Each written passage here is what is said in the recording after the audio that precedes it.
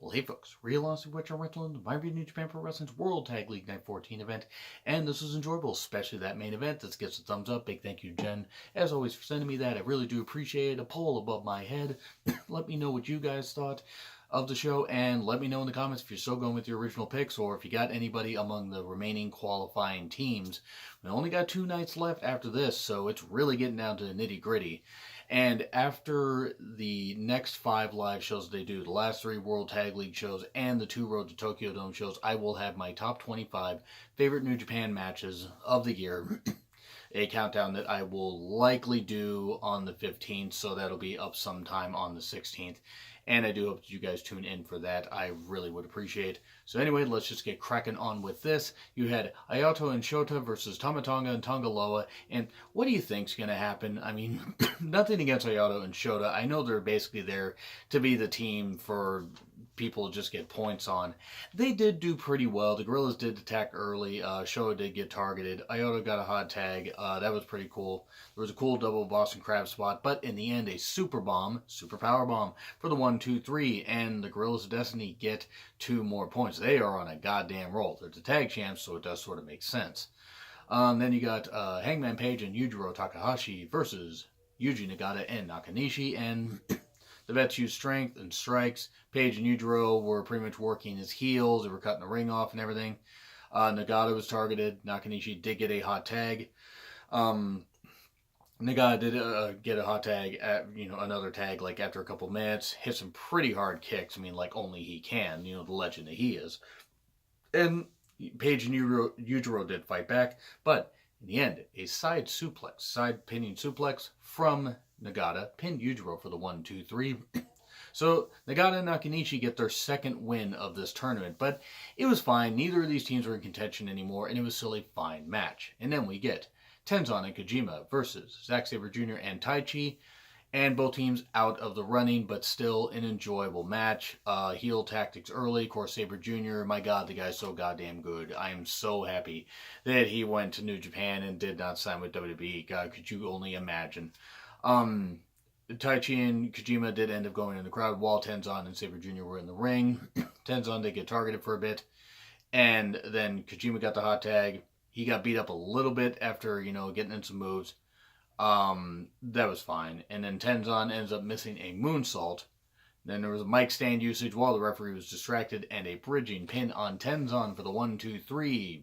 Sabre Jr. so goddamn smooth in the ring, gained the victory, the right call. They're still doing well in this tournament, even though they won't win. They could end up winning their last 2 matches and end up with 16 points. They just aren't going to win the whole damn thing. But still, was what it was. So yeah, 3 matches in, and we are doing just fine. We're rolling on with KES versus Makabe and Hanare, and I mean, come on, I think it was pretty obvious what was going to happen here. There was some good action to start out. Went outside for a little bit. Hanare did get targeted for a while. He got beat up. But he did also end up coming back later after Makabe had gotten a hot tag. Hanare ended up tagging in later. Hit some good moves. However, Killer Bomb for the 1-2-3. KES keeps rolling. Yeah, they're doing really damn well in this World Tag League. It's not shocking given how long they've teamed up, but it is nice that they kind of toned down all the, Archer spitting water on the fans and now just spitting water in the ring. That's fine. Their teamwork can speak for themselves. They don't need those kind of antics. It's still a good match, though, for what it was. Then we get Michael Elgin and Jeff Cobb versus Minoru Suzuki and Iizuka. This one surprised me because I wasn't sure how this one was going to go. You did have Suzuki-gun members, of course. Suzuki and Iizuka attacking. I mean, you didn't have other Suzuki-gun members run in. Even though you could have, I'm not going to tell Minoru no, because I choose life. They jumped, before the bell. They go outside. Some guardrail usage, some chair usage outside. Of course there was. Cobb did end up getting targeted. Guy's leg targeted. Iizuka's antics, especially once he, are, I guess kind of funny. They are what they are. He is what he is at this point in his career. He got his mask taken off, biting a whole bunch of people. Fortunately, not the ref, just biting his opponents. Elgin did get the hot tag. Him and Suzuki had some nice exchanges. I was really hoping Suzuki would put Elgin down. No offense against Jeff Cobb. I love Jeff Cobb. I'm just tired of Elgin. I just don't like the guy. I just don't. I have my reasons, and you guys probably have a pretty good idea what those reasons are. There was some more Iska antics. He kept biting. But a tour of the islands by Jeff Cobb after some good exchanges for the 1, 2, 3. Cobb and Elgin are a surprising team, still in contention. Nothing against Cobb. It's just I wasn't sure how they were going to use Elgin, mainly because he's a creep. But it's nice to see the Cobbs picking up some victories here. So it was a fine match and actually better than I expected, given the fact that Iska's involved. Usually Suzuki has to carry him along because he's pretty much a comedy character at this point. So then we get Yano and Tomohiro Ishii versus Chucky T and Beretta. This was surprisingly good for being 9.5, 10 minutes. I'm not saying every match needs to be like a 15, 20 minute classic, but some of these matches, like if you look at the runtime, you wonder how in the world they could, be this entertaining. Well, they found a way to do it. Who can out-heel the other? Because Beretta seems to be embracing the dark side a little bit. Seems to be realizing with Chucky T, maybe he's on the right wavelength. Maybe I need to get on his wavelength. And that was what it was. There was some good action here. Yano, of course, doing his usual antics, taking off turnbuckle pad, doing some comedy. He also can do some good wrestling when need be. Ishii just fucking hitting people like crazy. That's just what he does. He's just that good. There was a big spike pile driver off the ropes on Tomohiro Ishii, but just for 2. And there was, after some good near falls and some good exchanges, there was a miscommunication between Ishii and Yano, which led to a backslide from Chucky T and pinned Yano for the 1, 2, 3. So the best friends, a bit of an upset over Ishii and Yano, who had been rolling at this point. Now they're still fine on points, but boy, they could have kept pace. And with a couple of the other teams that are now that one team in particular that's at 18 points, which I'll get to here in a bit. But now it's going to be really down to nitty gritty. It's going to be interesting to see what happens on Thursday's show. Which, yes, unless something comes up and I'm unable to, I will be reviewing that as well as the remaining, few live shows that they have this year. So, yeah, Beretta and Chucky T, the best friends, get the victory over Ishii and Yano, though the best friends are still eliminated, based on their point total. And then we get Evil and Sanada versus Juice and Finlay, and this was really good. This was a really fun match, some good comedy. Some great stuff with Evil and Sanada making tag work look so goddamn easy.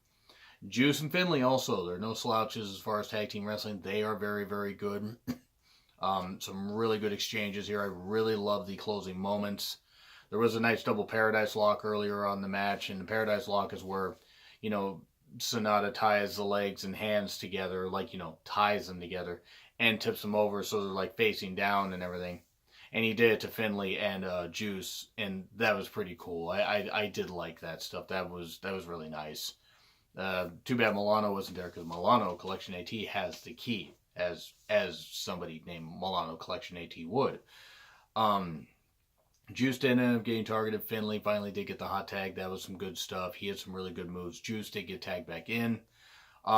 Really good near falls. I actually really thought that Evil and Sanada were going to get the victory here because they've been on such a roll. I haven't really eaten that many losses.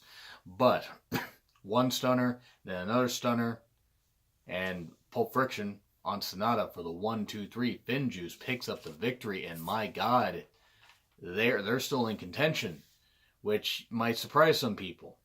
It surprised me because some of these point totals are hard to keep track of.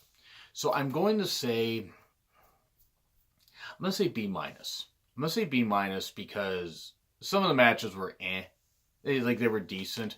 The main event in particular, and and a couple others were fine. There were a couple matches where I could have taken and left them, but it wasn't bad.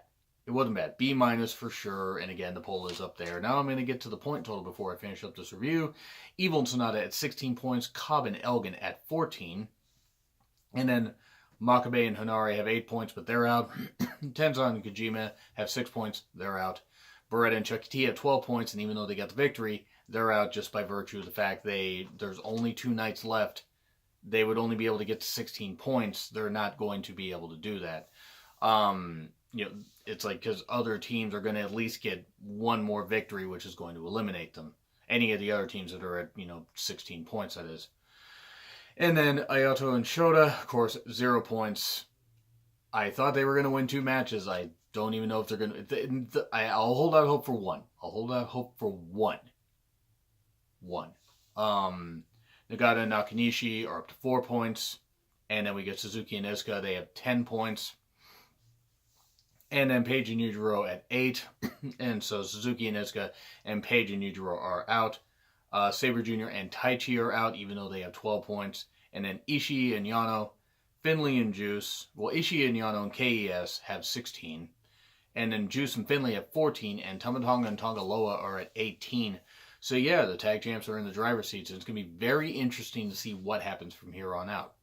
So anyway, let me know what you guys think in the comments. And do you think World Tag League has been good this year? Do you think maybe it's a little too bloated with too many teams? I think you could have cut a couple teams and you actually would have just had it fine and you could have had 2 blocks. But anyway, that's my thoughts. Agree, disagree with what I said, like, share, comment, subscribe. Twitter handle in the description. It's been Real Honesty with John Rithlin, and I will see you soon.